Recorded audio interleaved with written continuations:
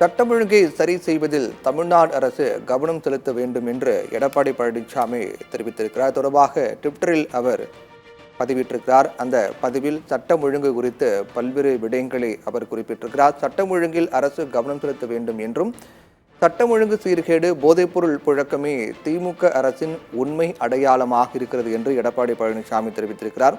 இது தொடர்பாக அவர் வெளியிட்டிருக்கூடிய ட்விட்டர் பக்கத்தில், திமுக அரசின் விளம்பரங்களுக்கு அப்பால் செய்திகளை பார்த்தால் வழக்கம் போல சட்டம் ஒழுங்கு சீர்கேடுகளும் போதைப்பொருள் புழக்கமே திமுக அரசினுடைய உண்மை அடையாளங்களாக நாளிதழ்களை அலங்கரிக்கின்றன என்று தெரிவித்திருக்கிறார்.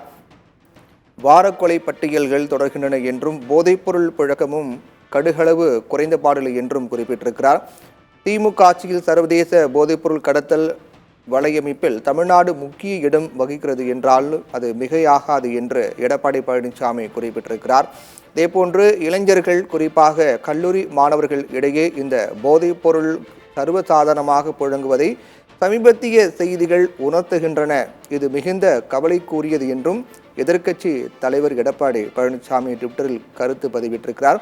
வெளிநாட்டு போட்டோஷூட்களிலும் ஆடம்பர பகட்டு கார் ரேஸிலும் மட்டுமே கவனம் செலுத்தி அதன் வர்ணஜாலங்களுக்கு இடையே தமிழ்நாட்டின் உண்மை அவல நிலைமையை மறைக்க முயற்சிக்காமல் திமுக அரசுக்கு மறைக்க முயற்சிக்கும் திமுக அரசு தன்னுடைய கடுமையான கண்டனங்கள் என்றும், அடுத்து என்ன விளம்பரம் என்பதில் மட்டுமே இருக்கக்கூடிய கவனத்தை மாநிலத்தின் அடிப்படை பிரச்சனைகளான சட்டம் ஒழுங்கை சீர்படுத்துவதிலும் போதைப்பொருள் புழக்கத்தை ஒழிப்பதிலும் கவனம் செலுத்துமாறு திமுக முதல்வரை வலியுறுத்துகின்றேன் என்று எடப்பாடி பழனிசாமி அந்த அறிக்கையில் குறிப்பிட்டிருக்கிறார்.